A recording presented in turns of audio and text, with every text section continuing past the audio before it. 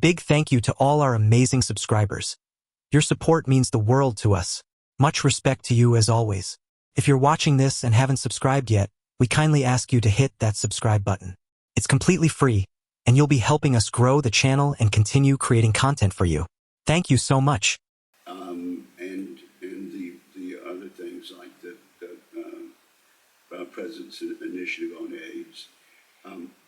How does our U.S. approach compare and contrast to the approach of Russia in Africa and also Communist China in Africa? Well, Chairman, we've always had the lead.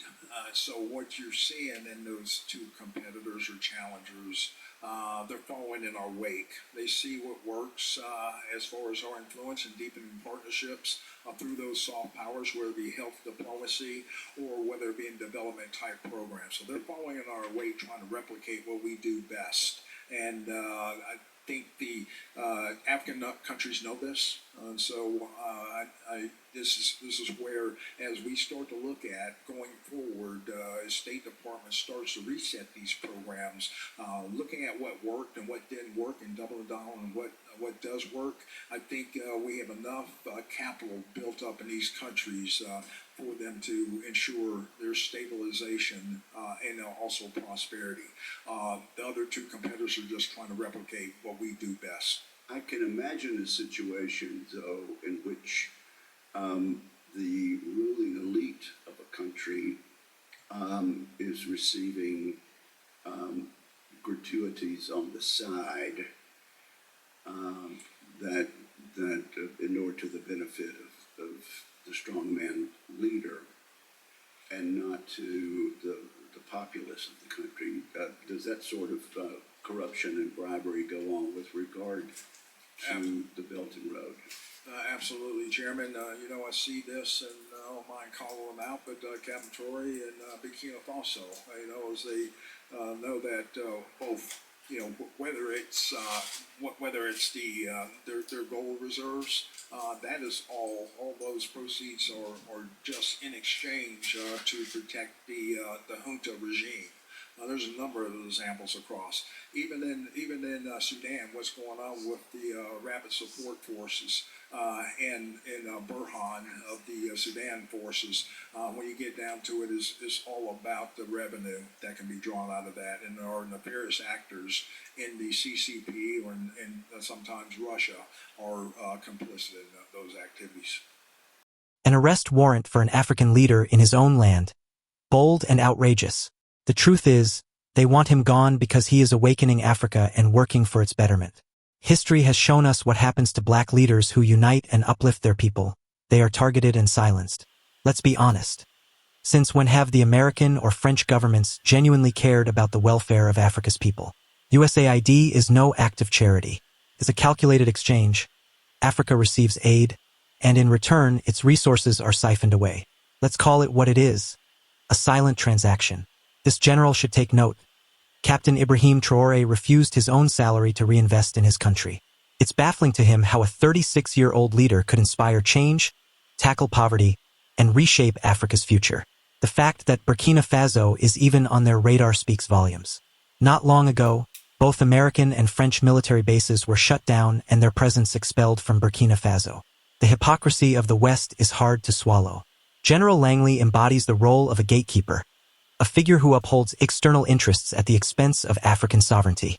Ouagadougou, in the heart of West Africa, a storm brews beneath the dusty red skies of Burkina Faso.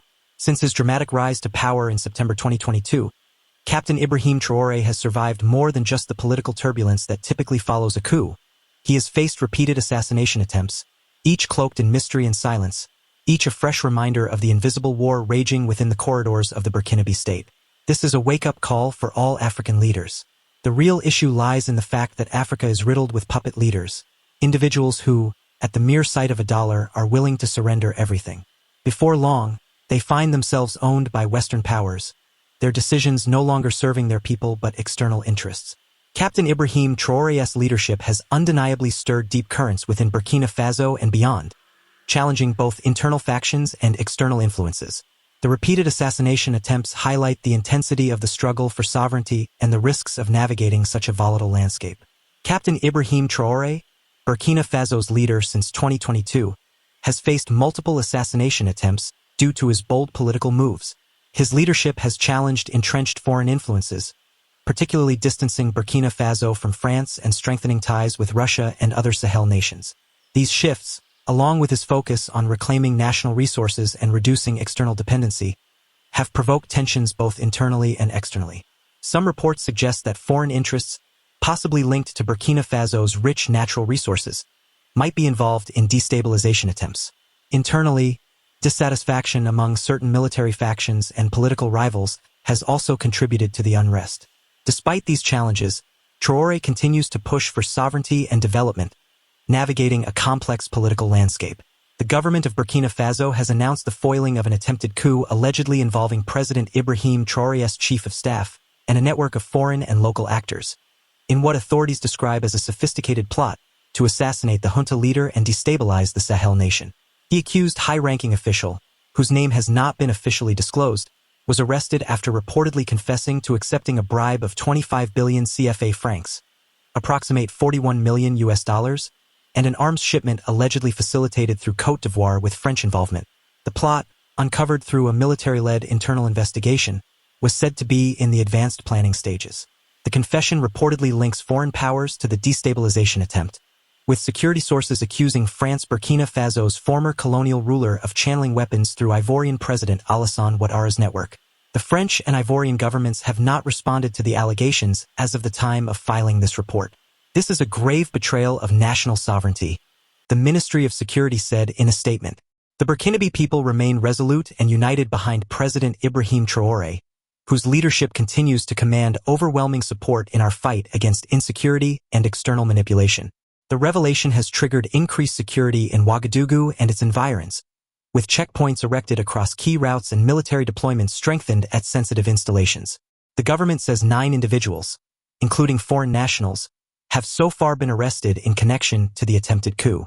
Since assuming power in 2022, Captain Ibrahim Traoré has charted a new course in Burkina Faso's foreign relations, distancing from Western powers, particularly France, and deepening strategic and military ties with Russia and fellow juntas in Mali and Niger under the Alliance of Sahel states.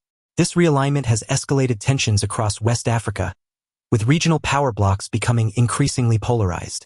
On one side are pro-Western governments, while on the other, military-led regimes champion self-determination and diminished foreign interference. According to security experts, Captain Ibrahim Traoré's decisive pivot and unapologetically anti-colonial stance may have unsettled foreign powers keen to maintain their hold over the mineral-rich nation. However, Zagazola could not independently verify the claims of external funding or logistical support to the coup plotters. At just 36 years old, Traoré became the world's youngest head of state when he ousted Lieutenant Colonel Paul-Henri Sandaogo Damiba, promising to restore security and sovereignty in a country buckling under the weight of jihadist violence. But his reign has been anything but serene. According to multiple sources within the transitional government and regional security officials, there have been at least 3 credible assassination attempts on the young leader since late 2022. While none have been officially acknowledged, they are widely whispered about in diplomatic circles and among Burkinabé citizens. The details remain shrouded in secrecy, obscured by layers of deliberate misinformation. In one instance, reported anonymously by intelligence operatives, a faction within the army allegedly conspired to remove Traoré during a high-level military meeting in late 2023. Security measures around the capital were abruptly heightened, with official statements describing it as a routine precaution in response to credible threats. Behind the scenes, however, cracks within the military ranks began to show. Reports suggest that several high-ranking officers had grown disillusioned with Traoré's uncompromising leadership style and his perceived sidelining of old power networks loyal to his predecessor. In a chilling episode earlier this year, unconfirmed reports claim that an explosive device was discovered near a convoy route scheduled for the president. While authorities dismissed it as an abandoned device with no confirmed link to any specific threat, insiders maintain it was part of a broader plot involving rogue elements, potentially supported by foreign interests. On April 5, 2025, reports surfaced of yet another assassination attempt on President Ibrahim Traoré. According to Globe News, the president reportedly survived the attack, marking the 18th such incident during his tenure. Official channels remain silent, and details of this latest attempt are scarce. If these accounts hold true, Traoré is not only contending with militant threats but also navigating a perilous political minefield. Both internal and external actors appear to be laying the groundwork for conspiracy and rebellion. Analysts highlight a volatile blend of geopolitical pressures, domestic unrest, and ideological rivalries that have made him a focal point of contention.